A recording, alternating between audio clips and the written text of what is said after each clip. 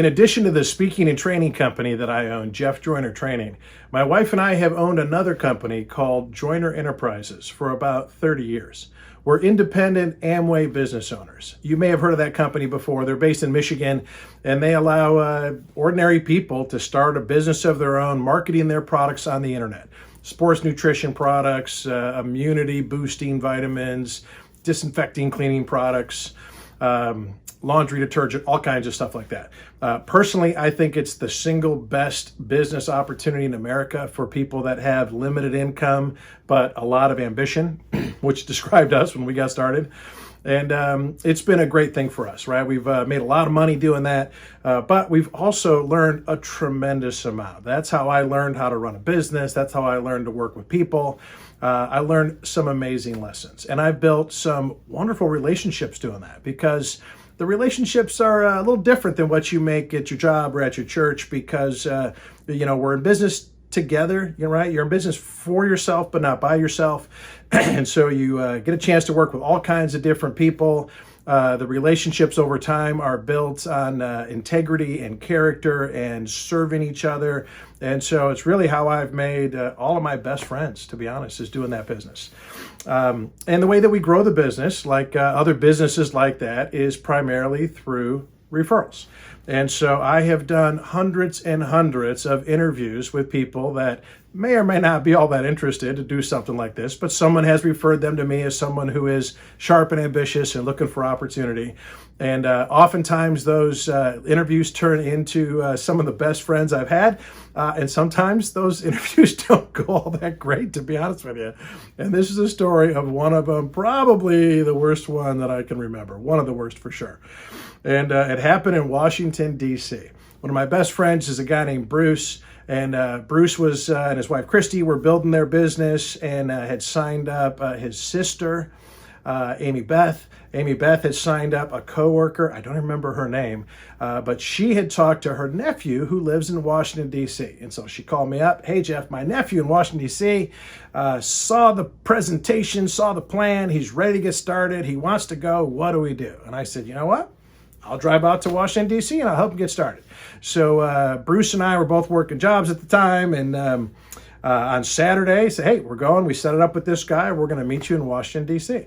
And he said, you're going to come all the way to Washington, D.C. to help me? I said, sure. I won't even charge you anything. I'm going to invest my time, my gas, and my car to come help you learn how to be successful in a business of your own, right? I felt pretty good about that. At least at first.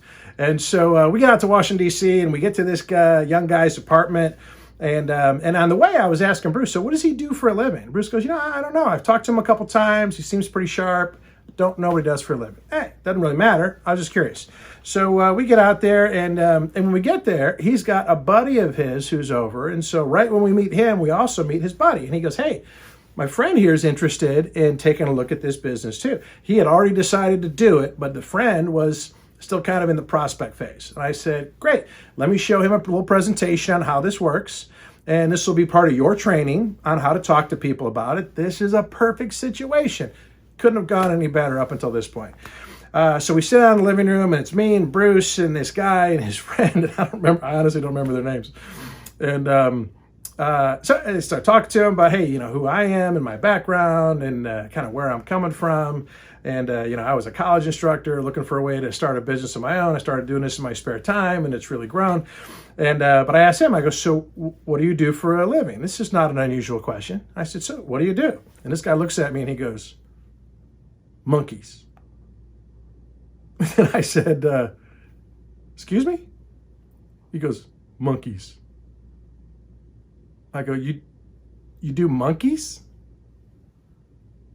I look at Bruce. I look at, what do you mean monkeys? He goes, monkeys, man. Monkeys. I said, are you like a zookeeper? And he goes, no, man. I work with monkeys. I go, what do you mean you work with monkeys? Who works with monkeys? I go, I'm trying to maintain my professionalism. I'm like, I'm not following. He goes, I work at a research facility. I said, oh, are you like a scientist? And he goes, no, man, I'm not a scientist. I work with the monkeys. I go, I don't understand what do you do? He goes, I take care of monkeys. I work at this research facility. They have all these monkeys and they do tests on monkeys. And my job is taking care of the monkeys. I said, like how do you take care of them? He goes, I feed them, I clean up after them, I give them baths. And as I'm sitting there, I just start like getting the gig. Like I've heard, just when I thought I heard it all, right? Like I've heard of every profession. It never occurred to me that somebody's job is taking care of monkeys. And so I'm like, oh, well, yeah, that's interesting. And I usually try to relate with people, right? And find something I have in common with them just to kind of, have a little connection. I can't think of anything that what I do relates to, monkey maintenance. And so I said, well, hey, I'm assuming since you work, shampooing monkeys, that you're looking for some other opportunity that you'd like to get out of that. A lot of people I work with have a job they don't love, and they're trying to, make enough money and have enough time and money to go do what they do love. I go, so I'm assuming you'd like to flush that job with the monkeys. He goes, no, man, I love it. I love it. I go, you love working with monkeys? He goes, I love it. I was born for this. I can't believe that I get paid to spend time with monkeys. And I'm like, oh, okay. So are you currently looking for other opportunities? He goes, no, man.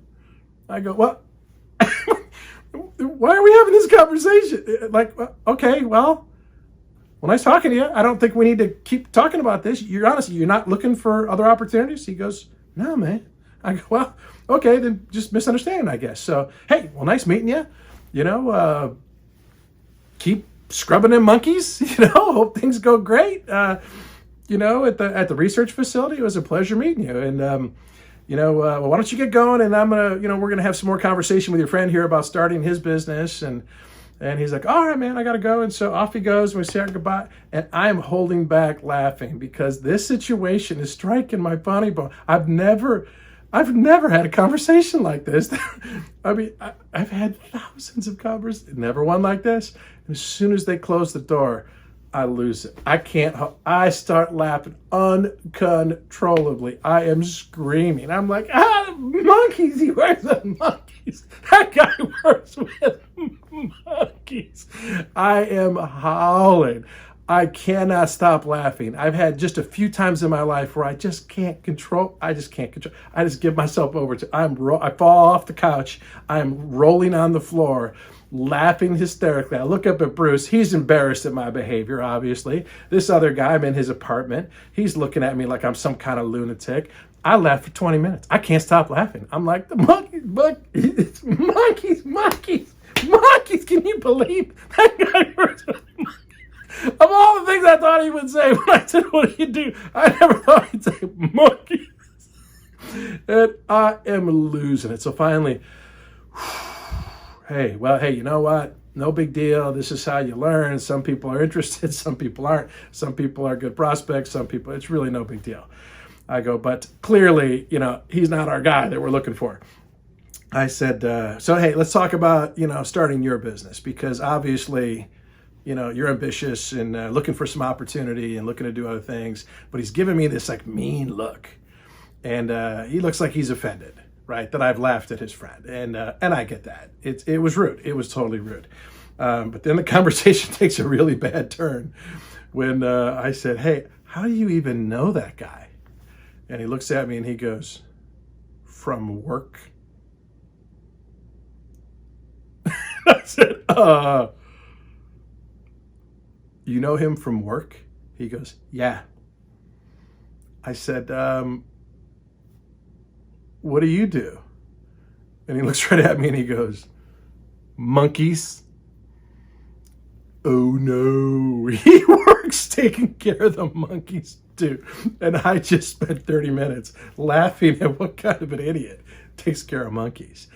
Well, needless to say, this did not turn into a fruitful business partnership. After a few very awkward hours of being at their apartment, we got in the car and we left and we drove back to Ohio. And Bruce is looking at me like I was the idiot. And you know what? Here's the moral of the story.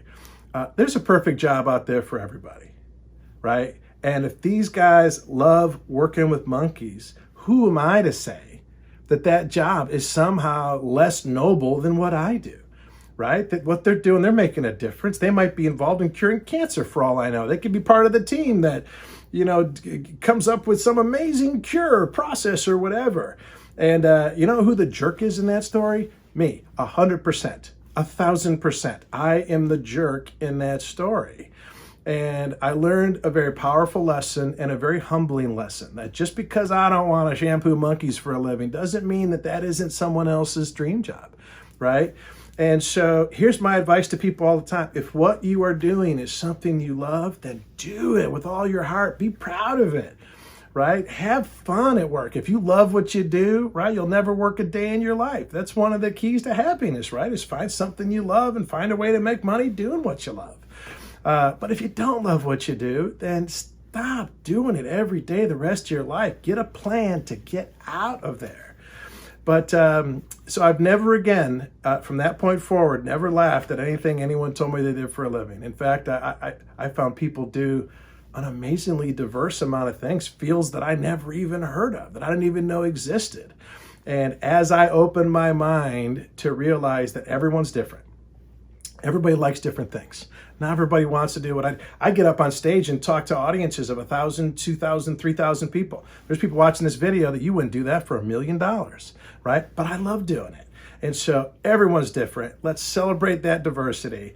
And I tell you what, as I become less judgmental about people's careers and their hobbies and their interest, I tell you what, it's resulted in more success in my career too. And so it's cool if you want to work with the monkeys.